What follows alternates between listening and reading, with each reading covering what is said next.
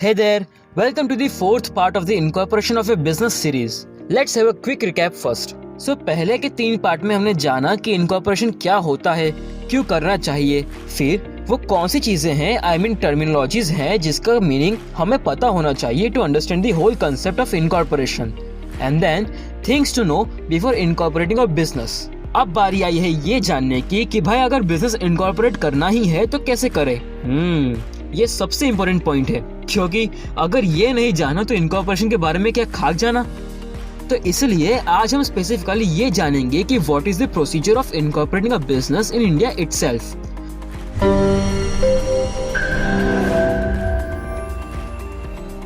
But you know what, जैसे कि मैंने लास्ट वीडियो में कहा था कि इनकॉर्पोरेशन का प्रोसेस हर कंट्री में अलग होता है और यहाँ पूरे इंडिया में तो एक का ही राज चलता है और वो है ministry of corporate affairs.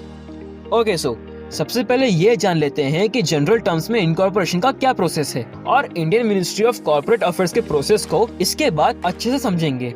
So in this case आपको एक एप्लीकेशन फाइल करनी होती है, आपको मतलब इनकॉर्पोरेटर को, और उसमें incorporator will put some record facts such as जो कॉर्पोरेशन आप एस्टेब्लिश करना चाहते हो उसका उद्देश्य क्या है, क्या पर्पस है, then name and address of the incorporators, फिर आपका कॉर्पोरेशन कितने और किस टाइप के कैपिटल स्टॉक को इश्यू करने के लिए ऑथोराइज्ड है, and finally rights and privileges of the share holders of each class of stock. You know, it is possible to file for incorporation without the help of any attorney by using books and software to guide you along. और आप किसी incorporation service company को भी चुन सकते हैं जो आपके बिहाफ पे सारे डॉक्यूमेंट्स प्रिपेयर भी करेगी और फाइलिंग भी कर देगी. चलो तो फिर अब आता है मेन प्रोसीजर पर. बट उससे पहले एक गुड न्यूज दूं.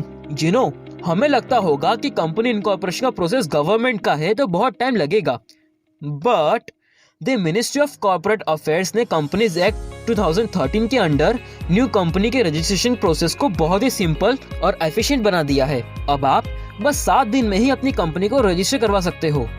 Wow, can you just imagine, सिर्फ 7 दिन. अगर सारे डॉक्यूमेंट्स ठीक रहे तो. और with the advancement of technology ये इतना आसान हो गया है कि आपको रजिस्ट्रार के ऑफिस भी जाने की जरूरत नहीं है. मतलब नाउ इट्स लाइक घर बैठे कंपनी का रजिस्ट्रेशन करवाओ. Well that's true. आपको बस एमसीए के पोर्टल पर जाना है, वहाँ सारे रिक्वायर्ड डॉक्यूमेंट्स की स्कैन कॉपी मेल करनी है, फिर वो सेंट्रल रजिस्ट्रेशन सेंटर के यहाँ प्रोसेस होती है जो एक बैक ऑफिस की तरह काम करता है for company and LLP registration process. Registration complete हो जाने पर कंपनी को एक digitally signed certificate of incorporation मिलता है जो सारे शेयर होल्डर्स के द्वारा एमसीए की वेबसाइट पर वेरीफाइड भी किया जा सकता है. कितना कूल प्रोसेस हो गया है ना अब. Okay so now let's dive more deep. एक कंपनी को इंडिया में रजिस्टर करने के लिए कुछ सिंपल स्टेप्स हैं और ये इनकॉर्पोरेशन का प्रोसेस भी इन स्टेप्स की ही बात करता है. Number 1 is obtaining the DIN, then obtaining a DSC, then filing a new user registration or filing an e-form on MCA portal, and finally incorporating a company. India में company के incorporation के लिए जो पहला स्टेप है वो है unique identification number लेना. कंपनीज अमेंडमेंट एक्ट 2006 के मुताबिक कंपनी के जितने भी डायरेक्टर्स हैं, existing as well as intending, उनको एक डायरेक्टर्स आइडेंटिफिकेशन नंबर एक्वायर करना होता है. DIN एक यूनिक 8 डिजिट नंबर होता है जो कंपनीज एक्ट सेक्शन 153 के अंडर इशू कराया जाता है. DIN include full name, father's name, date of birth, identity proof, address proof, PAN card copy and 2 photographs of all the directors proposed.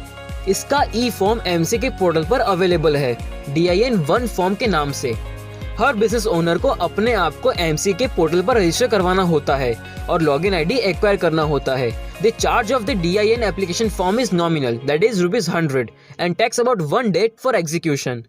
The next step is to apply for DSC, that is Digital Signature Certificate. देखो, DIN 1 form में जो हमने details provide करी, उन documents और information के authenticity को assure करने के लिए एक डिजिटल सिग्नेचर लिया जाता है ऑन ऑल डॉक्यूमेंट्स जो सबमिट किए गए हैं ई फाइलिंग प्रोसेस में. ये चीज बस जो डॉक्यूमेंट्स सबमिट किए हैं उनके सिक्योरिटी के लिए लिया जाता है, as the complete process is digitalised. The requisites for application of digital signature includes proposed directors, full name, father's name, date of birth, address with proof, PAN card copy, identity proof and a photograph. Normally, digital certificate 1-2 साल के लिए valid रहता है और फिर उसे CCA के द्वारा रिन्यू कराना पड़ता है।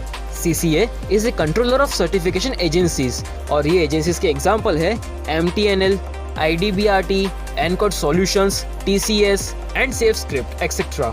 The application fees for acquiring a DSC ranges from ₹800 to ₹6,000 depending on the structure of the organization and the validity period. और इस DSC फॉर्म को प्रोसेस होने में यूजुअली 2 से 3 दिन का टाइम लगता है। फिर थर्ड स्टेप है filing a new registration form.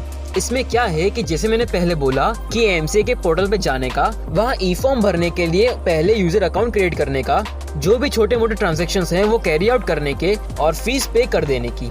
और वो फी तो बस फॉर्म की होगी, अकाउंट क्रिएट करने की कोई फी नहीं होती। The next step is filing for charter documents.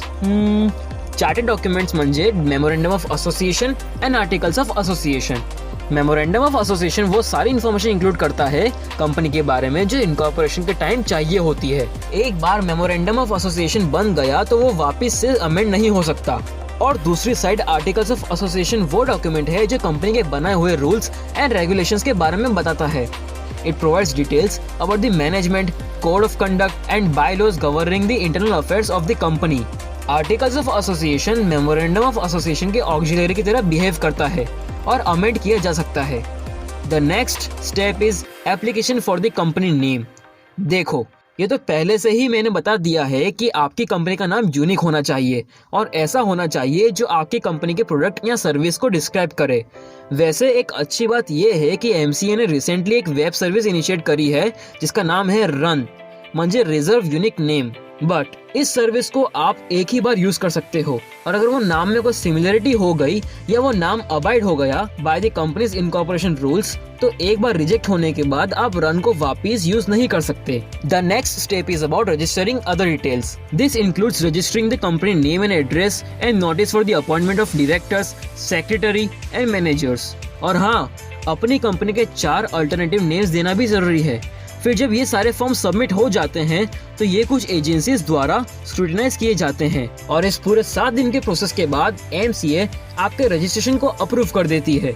एक बार आपका फॉर्म अप्रूव हो गया मतलब your company has been incorporated. So company के एग्जिस्टेंस में आने के बाद एक फाइनल काम करना होता है और वो है पैन और टैन नंबर को ऑब्टेन करना। Permanent account number should only be obtained from the authorized agents who are appointed by the Union Trust of India Investors Services Limited or the National Securities Depository Limited. The process usually takes about 7 days and costs up to INR 70. Pan के बाद आपको tan यानी tax account number चाहिएगा for your company. It can be obtained from any assessing officer present at the income tax department of your state. This takes a time of a week and costs around ₹60. And finally, you are required to register the company with the Office of Inspector Shops and Establishment Act. ये form में आपके managers का नाम, employees का नाम, establishment का नाम, postal address और लेजिटिमेट कैटेगरी जैसी डिटेल्स प्रोवाइड करनी होती है। It is obligatory to register the Establishment Act within a month of the opening of a business. उफ, इतना सारा प्रोसेस। मैं तो अपनी कंपनी को रजिस्टर करवाते करवाते मर ही जाऊंगा यार। ऐसा बोलते ही पाजी हंस पड़े और बोले कि भाई एक गुड न्यूज भी है। मैंने पूछा क्या? तो बोले कि the stipulated time for the company registration process including the approval of the name, DIN and other requisites takes approx 7 working days. However, now all the documentations are combined in an individual application form with the MCA to simplify the process. This definitely comes as a piece of good news for business in India looking for expansion. मतलब ऊपर जो process बताया वो तो है ही legally, वो तो exist करते ही हैं, लेकिन अब क्या है कि वो सारी चीजें एक ही एप्लीकेशन फॉर्म में कंबाइन कर दी गई है जो आप MCA के पोर्टल पे फिल करोगे, जिसको प्रोसेस होके अप्रूव होने में बस 7 दिन ही लगेंगे, जो मैंने वीडियो की स्टार्टिंग में कह दिया था। हाश, खत्म हुआ यार। कितना बड़ा कंटेंट था ना, लेकिन मुझे तो मजा आया। 10 ही मिनट में पूरे इनकॉर्पोरेशन प्रोसेस को जान लिया यार। और क्या चाहिए? इतनी मस्त इन्फॉर्मेशन कौन देगा आपको स्मैडी के अलावा। चलो छोड़ो और सुनो, इस वीडियो को लाइक और शेयर कर देना। स्मैडी की इतनी हेल्प कर दो यार, आपको दुआ में याद रखेगा। ठीक है, फिर मिलते हैं नेक्स्ट वीडियो में, तब तक के लिए बाय बाय।